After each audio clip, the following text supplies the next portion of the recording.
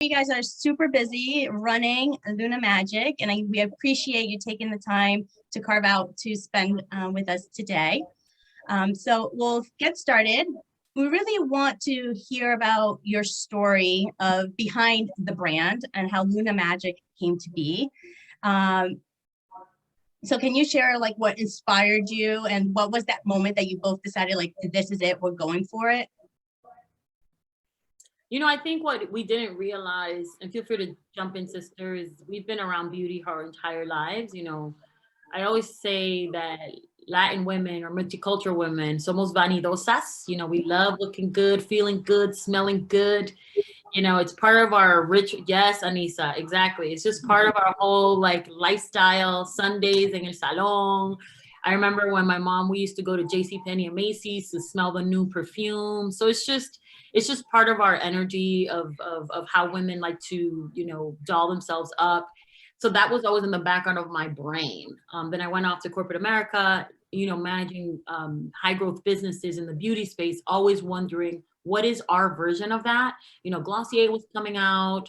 I was working at Violet Grey, overseeing, then I was at like a Nordstrom. So I was always curious, like, where is our version of that? We're category drivers of cosmetics. We consume 60%. We spent 60% on this category, just us alone. And I was wondering, imagine if there was a brand that was cool, fresh, exciting, but more than that, authentic. So I came to my sister with all these things from like a business idea. And then I would say that my sister is like our customer. I'm the customer, right? We're different types of Latinas, but she's like, she leads our product development. So she's approaching it from like the skin tone angle. But I'll let you speak to that, sister. Your experience going down the makeup aisle and always having to blend foundation shades and make magic, really, because there wasn't really a brand that really did it for you. Yeah, so basically, I love makeup. I went to school after journalism. I went to school for makeup, and when I was in school, I realized that I really that it wasn't that quote unquote hard to start your own makeup brand. Besides learning how to blend, learning what color works with different skin tones, I was more attracted to the business side. So I would ask the teacher like a bunch of business questions and he would like break it down for me. And he's like, oh yeah, actually there's like 5 makeup manufacturers and everyone goes to them. And I'm like, oh, the world is that small in the makeup beauty business. And I was like, okay, maybe we can start our own, because the frustration always came that it was, the messaging always was like, it either is like your quote unquote the white version of it or the black version of it, or if it was Latina, it was usually one type of country in America. And we're like, hey, what about Latinas in general? Why can't there be a Latina multicultural, multi-países? Like it doesn't have to be only Mexican, it can be, Colombian, Venezuela, Cuba, todo el mundo. Vamos a poner todo el mundo en un, como se dice, en un asopao. And let's make this brand that we can speak to all these beautiful Latin countries all over, South America, Central America, and obviously the Latinas in the United States. So my sister came to me and she's like, hey, she used to work in beauty. So sorry, I was reading the comment from Laura. So yeah, my sister came, she was working at Nordstrom at the time, and she's like, hey, why don't we start a business? And because I'm the type of person that I like to work in what I'm passionate about. I am not money driven, I am passion driven. So she's like, why don't we start doing something? And I'm like, yes, sister, I want to start something, but I want it to be something that I care about. So then she said, hey, why don't we start selling makeup? And then when she said that, it literally just clicked in my head. And I'm like, totally, let's start doing something. And then it just started from there. Yeah, what I said, right? Because what people don't realize about makeup, it's a operations business. So we're thinking, let's sell makeup. And now, supply chain. Yeah. But so it started like, oh, let's start doing makeup. And because of my journalism background, tú me dices algo, and I investigated until the end. So literally I just got to work and I'm like, okay, so where are we sourcing it from? What's our story? Where is the product? So, you know, I went down that rabbit hole and we just got to work, basically. Yeah. This, you know, we didn't, Clear, we got to work. yeah. And how long was the journey, like when you guys started doing all that research and investigating to like, okay, we're ready to launch? I would say it took a solid 18 months of like, maybe even less, a little bit like, I'd say somewhere between 10 to 18 months of solid, like, this is where we're going, this is the brand, this is what it looks like, these are the target retailers, et cetera, et cetera. I say that because in between there, I have a full-time job and I would take my sister with me. Like we went to this, the Italian Trade consulate, show. a trade show in Italy, the largest beauty trade show in the world called Cosmoprof Bologna. And I got paid to go there and like see the newness and stuff like that. And I told my sister, hey, come with me. I've never been, but I heard this is like the Rolls Royce of the beauty industry because you see everything, beauty on an international scale. And my sister came with me, and when I tell que se nos abrieron los ojos like this, like my consciousness of what I thought beauty was just like quadrupled.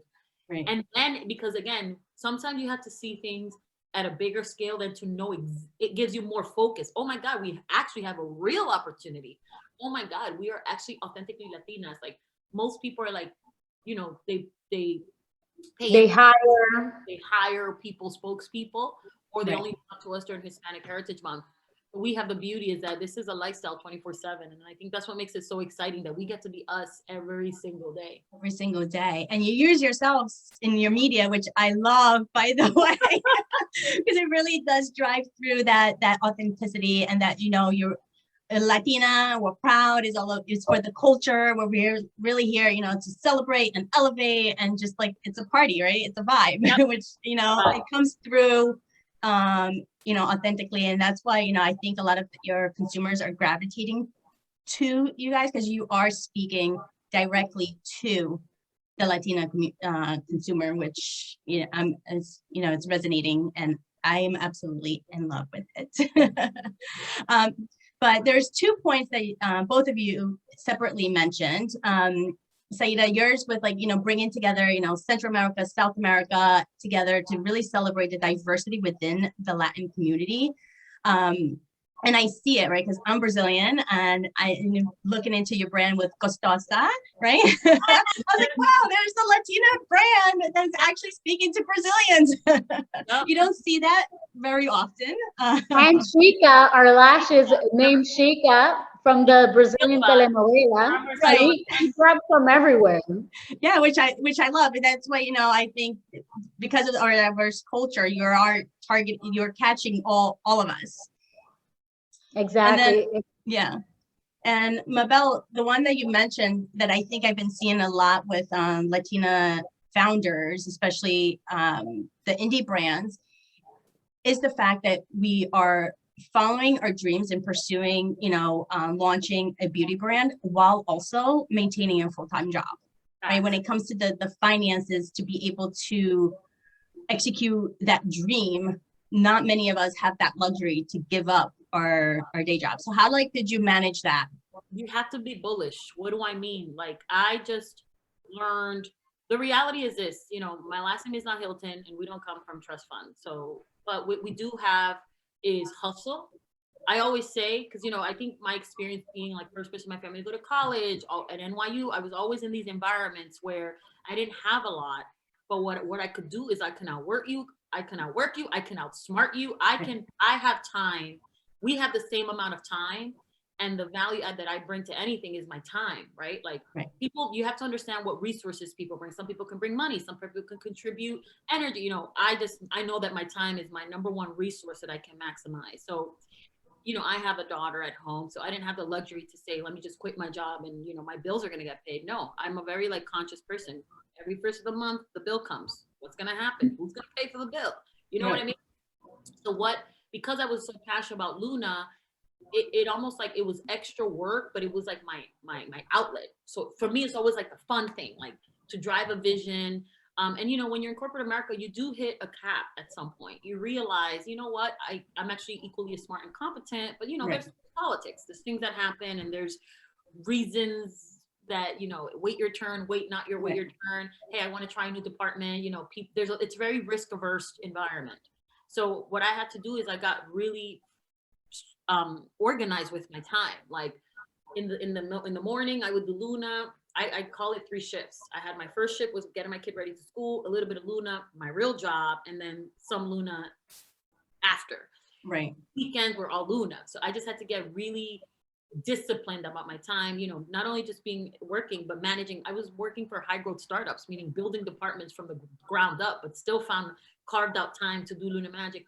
Or I also strategically worked for companies that taught me something that I knew I would need later on with Luna Magic. I always aligned the job with what I knew the end goal wanted to be. For example, with Nordstrom, I learned the reporting. I saw business at scale, like 500 vendors, managing all that performance. And then when I went to Savage, is learning the direct to consumer, which is helping us right now. So you see what I mean? So yeah, when you have to still have a day job, be very strategic about what that day job is and get yourself as close as possible to the day job that is going to benefit your future job or your future company down the line. So if you want to be in beauty, maybe you shouldn't do medical sales. Maybe you should figure out, you know, 2 years in a beauty company, and so that it can get you a little closer. I don't know if that makes sense, but this is a reality. No, it does. It really does, because it really is about being strategic, right? And I think you're completely clear that sometimes you have to set that vision in advance and fill it in with where you can get those resources and that knowledge. And by working at a beauty company or a CPG company is where you get those experiences that it's coming to you from the experts, right? So you're really learning on the job to then use that to leverage that for your company. Yeah, and don't be surprised to give up a couple of happy hours here and there. A couple of, you know, a lot of my friends were always like, "Oh my God, you're doing everything with Luna." Like it was this constant obsession. And you know, if surround yourself as you got older, you just have less friends. Like my friend group turned from like 20 to 3. Do you know what I mean? Because I was more committed to this vision than I was at being in happy hours. So again, that's a personal decision for you, but anything is possible if you are disciplined and bullish about how you spend your time. We have a question in the chat. I want to make sure that, you know, this is very informal. People in the chat, please feel free to ask questions. We do have some questions in advance, but really want to be able to answer the questions of everybody that is here today. So how have you ladies navigated the fundraising space? That's a great question, Arison. We are working on that. Yes, we're working on that as we speak, but let's be honest, we like to be truthful. There's a lot of people that say, follow your dreams, follow your dreams. Oh yeah, dream big, mija. But in reality is, in order to start a business, you do need cash flow. You do need money. So you need capital. So yes, after following your dream, the second phase is, where in my ecosystem do I have the resources that can help me, you know, get the money? You know, we look inward. We look at our family. ¿Tú me entiendes? Okay, our family no vienen de dinero. But if they believe in you, if they love you, you know what I mean? Little micro préstamos, right? Take you a long way. Okay, let me get 10,000 here, 5,000 there. And then you little by little, while you get like that major funding, you can start somewhere. Yeah, so look, I always say when it comes to like resources, always look with your friend circle, your family circle, and see who believes in you and who loves you to help you start your business. Right, and that's just to get to like a minimum viable product. Remember, it doesn't have to be the end goal. Like, what do I mean? When we first started this journey, I wanted to manufacture things in America. You know, we all had, my sister and I had different sourcing philosophies. No, but it's true, sister, because everybody goes through the journey. Sometimes you create a company with the end vision in mind, and you don't realize that even the big companies had to start somewhere. What do I mean? We sourced overseas. Like sometimes getting something is better than nothing, right? We're in the world where you have to show proof of what you're working on. So don't be afraid to start somewhere, so that you can actually get something, a physical product, a sample or whatever, and then you build your way towards, if you want clean formulations or whatever like that, people don't understand that great brands are built over time. You know what I mean? Not everything starts off 100% what the founder thought, because the reality is when you really go into manufacturing, it's just really expensive. But what I want to say about financing is the good news is there's a lot of money in the ecosystem for Black owned, women owned, Latina owned, etc. The honest answer about that is these are closed networks. So you have to spend, again, back to being a student of research. I spent a good 20% of my time on LinkedIn, on the internet. A big part of my job is like sales and business development, looking for the next deal, talking to people, because this person talks to this person talks to this person. And what I'm finding is people within my network, again, a friend of mine, for example, his name is Leland. We were in a program 7 years ago. Turns out he's a VC now. Who knew? We got on a call. Hey, Leland. He's like, I don't invest in beauty companies, but I have a buddy who invests in beauty. Followed it along. So you got to be committed to the hustle of finding information, because the more information you learn about financing, you realize this. It's a formula, right? It's a formula. There's 6 things that they all look for. Who is your team? What is your product market fit? What are your financials in terms of like your margins? And what is your strategy? Why, if you're asking for $2 million, what are you planning to do with the money? And that's where your vision comes in. That's where, like, this is where being an entrepreneur is, your gut is tested. You're telling the world that you see something, they're going to give you the money, but then you actually have to go do it. I think you have to be really smart around financing, because what we're learning is there are a lot of shady deals out there. This country is built on legal understanding. Business is probably more legal than anything. Business is legal and money, in my opinion, is what I'm learning. If you don't have the money, you're not going anywhere. And if you don't have a really trusted advisor or legal counsel, you're entering into contracts and deals that you're like, what the hell? Am I back in an employee? I think I'm an employee of my own company. And it happens to a lot of founders like us because we don't have access to these resources. So anyone here, whenever you're ready to start your company, raise money or whatever, please find me, because there are all these accelerated programs, for example, again, that they're providing pro bono services to help us read contracts to make sure that we as founders are protected.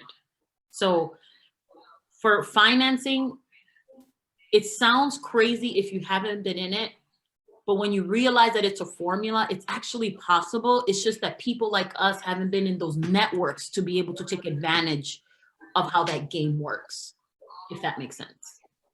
No, it does make sense. And this conversation is very timely, because I don't know if you guys saw the Beauty Independent actually had an article out today about Latinx beauty, and how, you know, that one-time grant or, you know, press hits is not going to set up the brand for long economic growth, right? So you really need that funding that is coming in to create the opportunities, right? Like it's not cheap going to retail. It's not cheap creating, you know what I mean? Like there's so many costs and hurdles, and I'm sure you guys can speak way better to those points than I can, but you know, the funding needs to continue to come through. It's just not that one-time grant that's going to get you to become a large brand. Yeah, and you know, again, one thing that we have, guys, please, please, please, about our culture is the honesty. I negotiate, everything to me is a nice consideration until it's negotiation time. What do I mean? Everything in life is negotiable. Me and my sister, we negotiate every dollar, every hour, every penny, every this, every that. Every time we sit down with someone, we start with the line, we are not CoverGirl, we're not Neutrogena. We are a startup beauty brand. So do not treat us in terms of, you know, the contracts and the you know, percentages. Do not give me the same contract as you're giving CoverGirl. We're not there. Right. And surprisingly, as soon as you say that, they're listening and they understand. They're like, you know, you're actually right. But you have to have, como quien dice, los cojones para decirle a esa persona, give me a better deal, because we're not there yet. And this is what you do. This is where entrepreneurs are magical. You're selling them on the vision all over again. You're selling everyone on the vision. Your retailers, your manufacturers, your legal guy, everyone. You're like, listen, we're the future. I promise you. And you know what I mean? And then you build that relationship. What we had to advantage that I didn't realize was an advantage is that people are interested in me and my sister, like talking. They don't talk to my sales guy, my operations guy, no, they're talking to Mabel y Shaira Frias. So it's hysterical because to them it's like a treat. You know what I mean? And who knew? Yeah. We didn't know that this was a treat. And then they go into how was Shark Tank, and we're like, okay, great, then we can talk about that. You know what I mean? So you learn that these people are people. You know what I mean? Yeah. But I think it's also the approach that the both of you are taking into business, right? You guys have created this atmosphere where you are the face, but you also approachable, and I think, and you said it clearly, and I think it's also, you know, our culture is the honesty, right? Like there's no bullshit. There's bullshit. You know, let's cut through all of that, right? Which you like all the politics that you get a lot with the big brands and the corporations and, you know, like all of that. Let's cut through that. Like, we don't have time for that. Let's get down to the details. What's the money? How do I get this done and move forward, right? And I think that that's what attracts a lot of people to Luna Magic and to the both of you. And also, And I think one of the things that retailers, you know, and buyers, they're scared of when they're talking to brands, like starting up brands like us, is that they're like, hey, can you guys handle this? Right. They always start with, can you handle this? And it's like, we understand why they say that, because retail is scary. And then obviously they, you know, like when we went to Shark Tank, Mr. Wonderful said that we were going to get crushed. He said, you go into Walmart, the #1 retailer, you girls are going to get crushed. And, you know, he was not right. We're actually killing it. And I say all of that to say is, when they say, hey, can you handle it? You need to make sure that you have all the tools to actually handle it. Be prepared, because the worst thing you can do is when you enter these doors and you disappoint or you're not successful. They're not going to open the door again. They give you one shot for you to enter. And if you fail, it's like, they're not going to give you a second opportunity. So just always be prepared before you knock on that door. Don't say, hey, I have an idea. No. This is how it's going to happen. And this is how I'm going to execute. So you're not wasting their time or yours. And your resources. Yeah. Yeah. I like coming in with that confidence, like, right. You're not going to count me out before you even give me a try.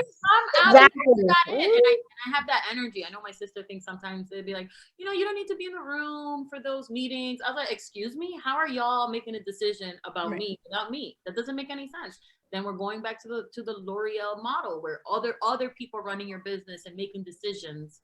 There's people act different when they know that the true decision maker is in the room. They look at you different, they treat you different, they approach you different. So as women-owned founders, Latinas and women of color, we've had to fight so hard to be in this room. Do not give up your spot because someone else doesn't want you there. Right. You understand? People are carving, clawing every single day to be in those rooms. So even if they tell you, oh, you don't have to be there, but you want to be there, that is your given right as a founder who built this company, who is hiring these people to say, well, thank you for your recommendation, but please send me the invite. Like, you know what I mean? No, I 100%, because when I built the table, I'm sitting at the table. You're not putting me out. I built the table for you. Nah, I built the table because they didn't want me to sit over there. Now I want to sit at this one too. Like, right. You know, yeah, exactly. But you know, all of that to say is, you know, you're Latinas, you're a beauty brand, you guys are the face of the brand, you are increasing representation, not only as founders, but in media, and being at Walmart, and with the exposure that you guys have had, how important is that representation to you, to the both of you? Does it weigh heavy on you guys that you guys are? No, I love being a star. Like, I love that that we don't right now, you know, we're very early in the sense of like, there are Latina owned beauty brands, right? In hair care and whatever, but we're probably the ones right now in a major retail space, right? I do know that in the next couple of years, there will be more. There should be more, right? There should be hundreds and thousands of Latina owned, Black owned, whatever owned, because there's hundreds and thousands of different skincare brands and hair care brands for non-Latinas or non-multicultural women. I'm proud of it. I think I call it as like first to market advantage, where we actually, believe it or not, get a lot of trust from these retailers. Like, for example, we're working on a Hispanic Heritage Month campaign with Walmart. and they're like taking our advice. Like they showed us a design concept, and my sister's like, "Oh my god, that looks like 1999. Can we please do the colors?" And then they were like, "Yes." Right. You see, so it's like most people would find it like taxing because, you know, we are doing a lot of like emotional label work in the sense that, but that's the part that I love the most, that we're changing the game. We're contributing, and these organizations, I'm so grateful to Walmart because I don't think that they've ever dealt with a lot of Dominicans before, right? Remember, it's in Arkansas. Yeah, of course, yeah. They learn a lot from us too. You know what I mean? They think that we're exciting and colorful and spicy. So it's like, it's such a beautiful learning for both them and us, if that makes sense. Yeah, no, it does. We love, what I realize is we love being the guinea pigs. At first, when we started the conversation over 2 years ago, we were so scared of them, of the buyers, right? We were so, like, every meeting, we're like super like nervous. We're like, oh my God, I don't even know how to ask for this or say that. And then we soon realized, no, the buyers, they're not quote unquote the bad guy. They have no idea about us, this demographic, because they're so used to dealing with the same, you know, 5 players, CoverGirl, Neutrogena, whatever, Maybelline. They're so used to dealing with the super huge brands that they really have no idea about the up and coming new indie brands. And I think that speaks to the importance of representation at all levels of these organizations, right? Because I know we've been speaking about it in general as for a very long time. Following Black Lives Matter was amplified, and people actually started opening their eyes and listening, right? And just hearing your experience, having these conversations with with this particular organization, that's happening all over America, right? So I think by having the diverse individuals at all levels, at decision-making levels as well, where decisions are really being made, so you have that diversity of thought to be like, no. You know, so I think what we realized is that literally the people making the decisions are not us. No, it's shocking. It's shocking. You're like, oh, how are you telling our culture, our people, this is what's hot, this is what's new, and you can't relate. So it's shocking.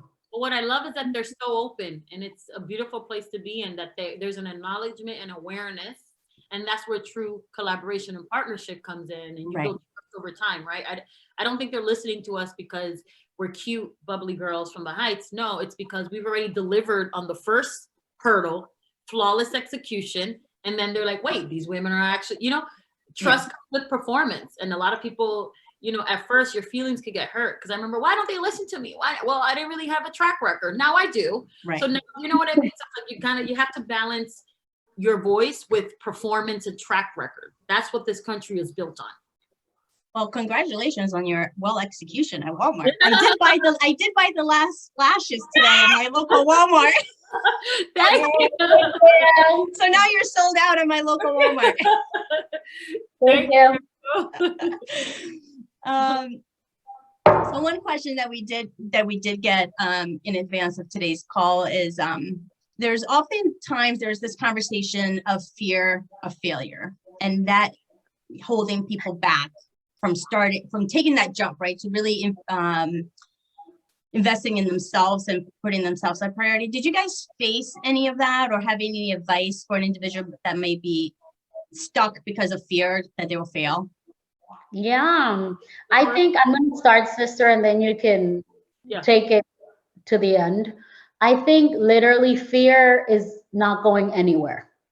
No matter how successful you are, what happens to you, fear is a constant part of life. Una vecina que no se va para ningún lado. It's always going to be right there. So because fear is not going anywhere, how can you work and just massage it so it can leave you alone and you can execute, right? So I think my turning point personally was when my mom passed away. My mom passed away and Luna Magic was starting, you know, it was like this at the same time. So it's like, okay, I think once you lose a parent, you realize like, oh, the life goes on. You know what I mean? Not like, oh, ahora I have to depend on myself. So this dream that I've been sitting on for so long, it's now or never. Now or never, because it's like, oh, I know I'm no longer fearful of what I'm supposed to be afraid of. You know what I mean? And of course, in business is the same thing. It's like every time you get a new opportunity, fear kicks in. You're like, oh crap, that's a great opportunity, but I'm scared. That's constant. That's a great opportunity, but I'm scared. I used to tell my sister in the beginning, we were getting so many offers, thank God. But at the same time, I was so scared because I'm like, gosh, too much business is scary because you're like, can I execute all of this? It's a great balance. She's always like, no. And I'm like, and I go 100 miles an hour. And somewhere in the middle, we realize what makes sense. Exactly. So what I learned about fear is from my sister is like, okay, I'm super scared, but let's take this head on. And everything, obviously, everything at the end is successful. It's always there. If you have if you come from an immigrant experience and your parents se montaron ese yola avión, whatever they had to do to get us here, I'm more afraid of that journey than the one I'm living in. Does that make sense? I can't even imagine what it's like to come at 20 years old to a different country, learn a language, blah, blah, blah, blah. So when fear is hitting me in the face, I think about my mom and my grandmother and probably the more fear they had navigating this country with limited resources. So the first time I was able to conquer my fear was when I went to NYU, and I my parents were not there. My family was not there. It was just me and these damn books and these damn professors and these people around me that, we clearly came from a different background. So every time I hit a roadblock of fear, I think about how far I've come to realize I felt this before, but I've also dominated it before. And that's something that I want everybody to learn and sit with. Sometimes you're running so much, you forget that you've actually been doing a lot. Remember, sister, we always have to sit ourselves, be like, wait, remember that time that we were scared of going to Venice? To Vegas for Cosmoprop, and we did that. Remember that time when we pitched the buyer and we did no fue bien? You remember that time? Oh, wait, it's constant. It's a constant. It's just you have to push yourself past that fear. And ask yourself, why do I feel that way? Be honest. I tell sister, I don't know. I feel like the next 3 months are gonna look a little like shaky. And my sister, bájale tres, we're gonna be fine. So this is where partnership comes in, because if you do life alone, it's really hard. When you do life with someone, it becomes a little easier, I guess. I really like how you approach that, right? When you come up against something that's giving you fear, to really think back, not only what you yourself have overcome, but like what your family or your parents, your grandparents had to overcome, and the fear that they went through. Like, that's extremely powerful. So thank you for sharing that, because at least for me, it resonates really well. I know you and I have spoken before, as a first generation Latina myself, having to navigate spaces on my own. They were definitely very scary. And then looking back now to where I am today, you're like, whoa, I've come a long way. Yeah, so I really like that. Okay, and then the other one was, what is one thing you've learned on your journey up until now that you wish you knew on day one?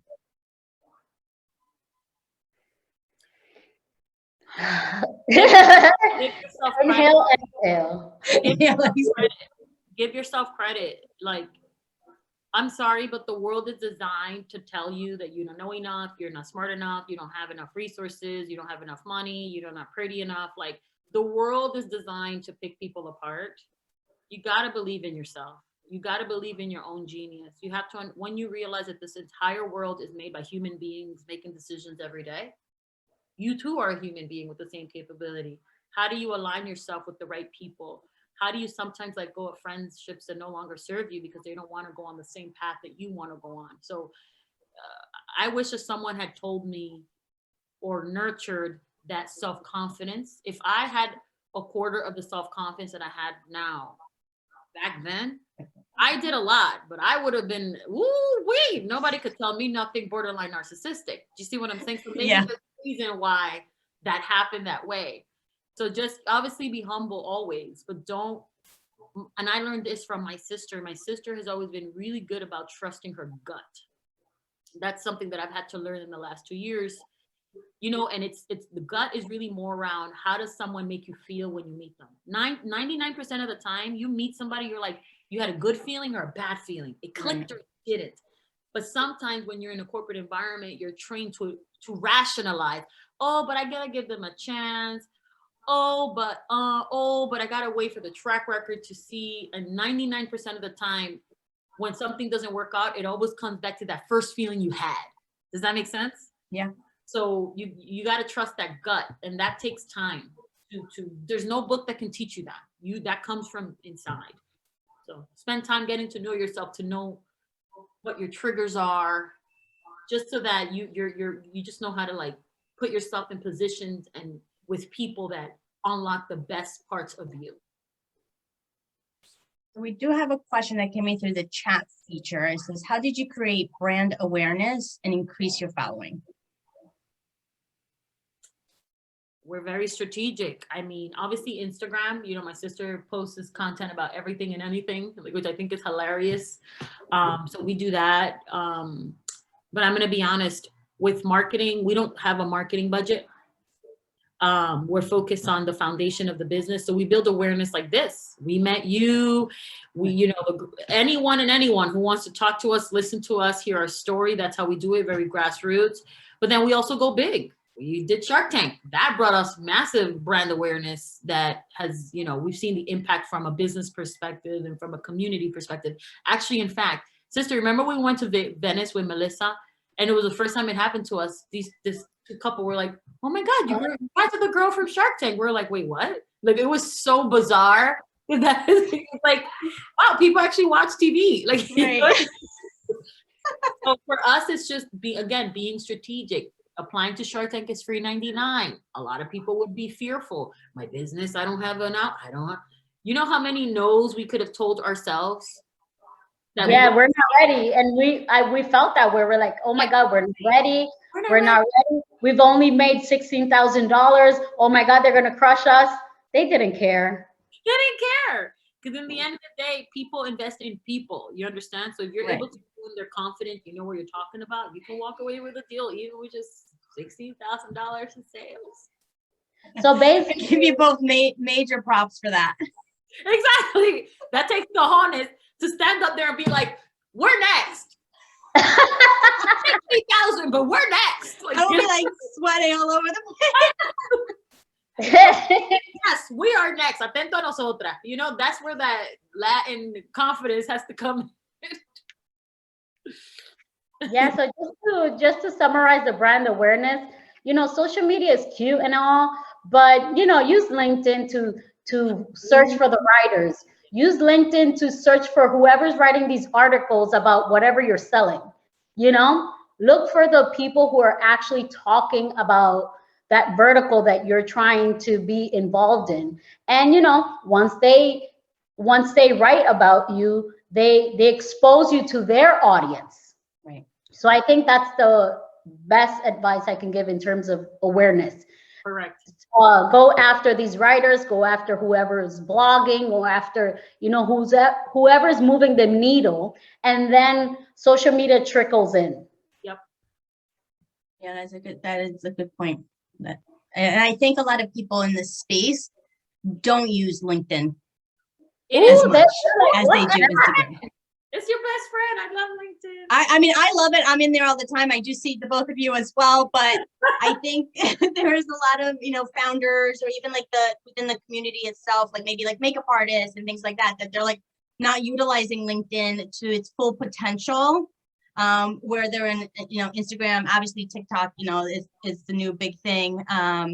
But from a business professional connection standpoint and really creating that network, right? Because I know you spoke about your network earlier. That network is everything. Everything. We're not quote unquote social, what is it called, sister? Influencers. We're not influencers, you know what I mean? So we're not like on Instagram doing videos, how to apply whatever. So we have to go to LinkedIn to, talk to these people. And that is the most important thing. When investors come knocking, they're like, okay, who's in your network? They're not going to invest in like, oh my God, you're pretty. You're doing YouTube videos. No, who is part of your network?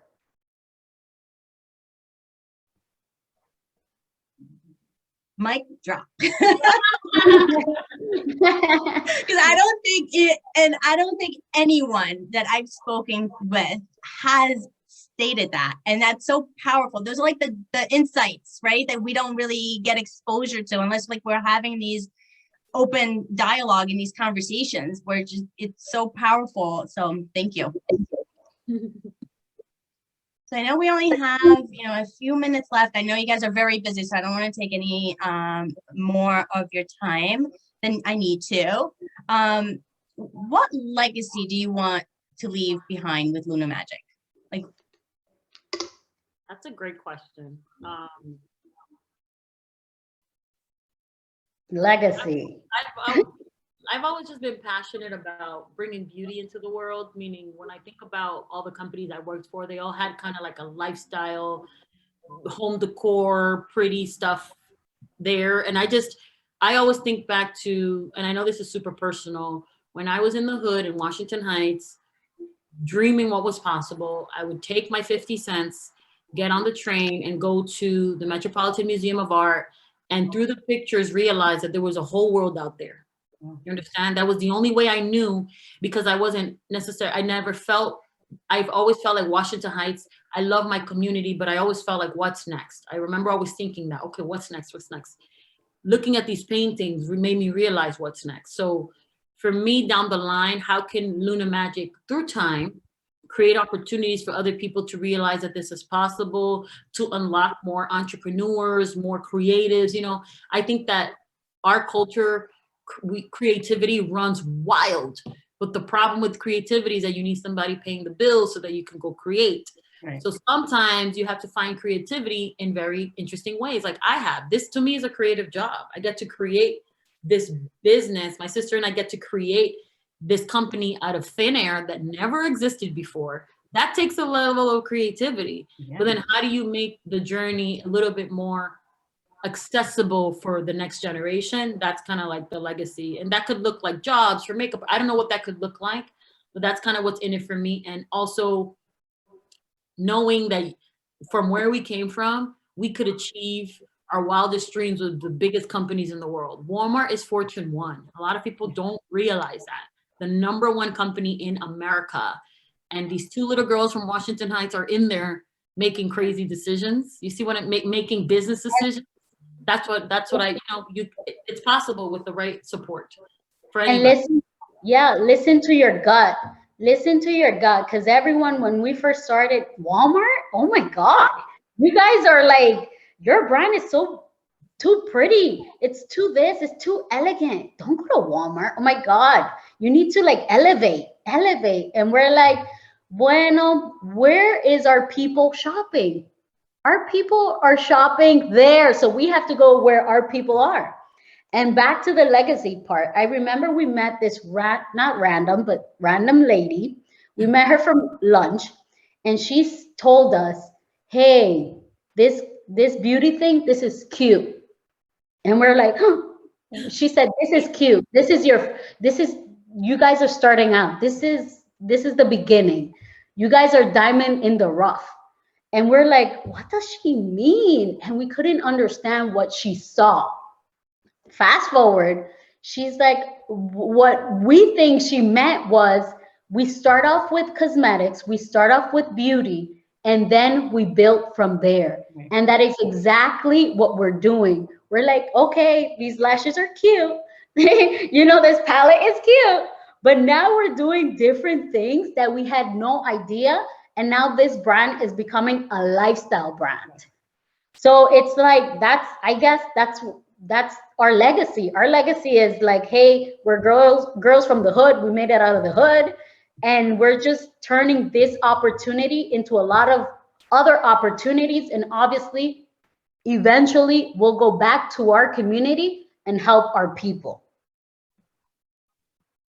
Because I think what having that representation and visibility, it speaks to our community and the dreaming bigger aspect, whereas like if you can see it, you can be it. Like we are here, we're making it, right? To share the story of, you know, we're made it out of the hood, like we're, you know, like the hustle, the grind, like you can do it too. And like that's what, you know, I hope through these conversations with founders is that we can inspire the future generation of Latinas to pursue their dreams and to have these networking opportunities to create that connection, so that they too can do it, right? Because there's room for all of us at the end of the day. And what I am seeing and I value tremendously from the community is how open you guys are to giving back, right? To that outreach, to really pull people along with you guys, sharing the knowledge of what you've learned so it makes it easier for others to pursue their dreams. So thank you from the bottom of my heart for doing that and for making time to be here with us today. I don't know if anybody has one more question, but other than that. Jennifer, I see in the comments, Jennifer, I don't know her last name. She says, yep, I'm at Walmart. Yep. Who's that? Who's that? I want to know what product. No, because she's shopping. She's shopping there. Oh, she's shopping. Oh, I thought she had a product there. Okay. Did you said our customers at Walmart? She goes, yep, I'm at Walmart. Fast. Yeah. Oh, okay, awesome. But I thought you had a product. This was great. Thank you so much, Emily. Yes. To see anything for you anytime. Any other women that signed on, my email's Mabel at Luna Magic, my sister Shaira at Luna Magic. If you have any questions, you need to chat, resources, whatever, we're open books. So we're open because hay comida para todo el mundo. Yeah. And follow them on LinkedIn. They're both on LinkedIn. Yes, and there you go. We're on the on LinkedIn. Exactly.